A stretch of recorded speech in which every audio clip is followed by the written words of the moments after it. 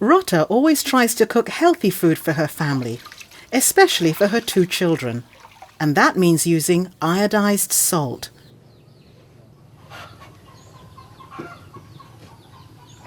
"15 years ago, Ratha was among other people in Toul Monorum village in Kratie, the northeast province of Cambodia, who faced the problem of iodine deficiency disorder, or IDD. At that time, Ratha had a large swelling on the right side of her neck.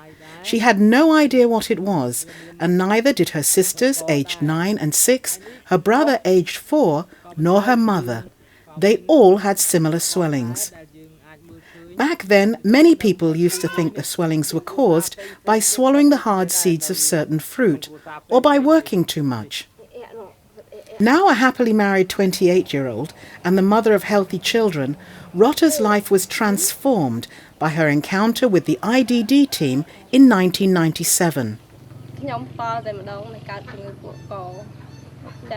I didn't know what the swelling was until a group of official people came to visit my family and told us about this problem.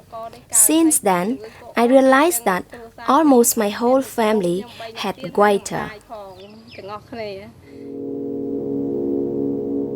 Goiter is the name for the enlargement of the thyroid when the thyroid gland is not functioning properly. It is caused by iodine deficiency.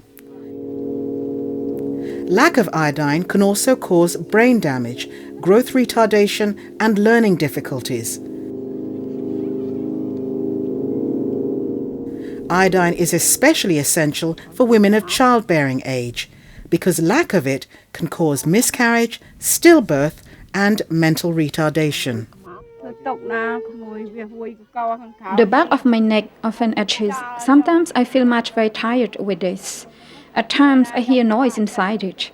When I feel unhappy, I also feel tight in my throat, as if someone squeezes my throat, and I have lost my appetite. Although only a small quantity of iodine is needed to prevent deficiency, just 1/4 milligram a day, Ratha and her family had developed goiter because in Toul Monorum village, along the Mekong River, there is very little naturally occurring iodine in the soil or water. The area is also exposed to heavy rainfall and periodic floods, which also leach iodine from the soil, so that its crops lack this vital nutrient. In 1997, in collaboration with Ministry of Health, UNICEF conducted a comprehensive survey on iodine deficiency disorder. At that time, we observed that many middle-aged women and children had goiter. We could see them everywhere, on the street and in their communities. The 1997 survey found that 17% of the population, or almost 2 million people in Cambodia, had goiter, and over 5 million were at risk.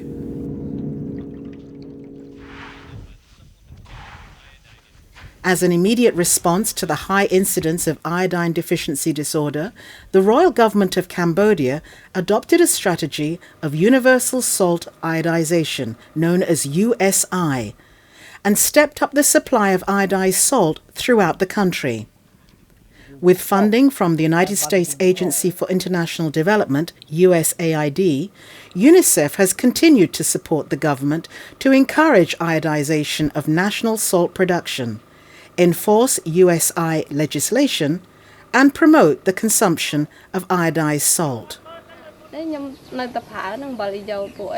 I continue to use iodized salt for cooking because it makes us healthy and it improves our memory. It really caught my attention when I also heard on radio and TV that the use of iodized salt every day makes us healthy and it makes our children smart. The strategy made a huge difference to Ratha and continues to do so. Without iodine, her life might have turned out very differently, given the inevitable impact on her physical growth and development.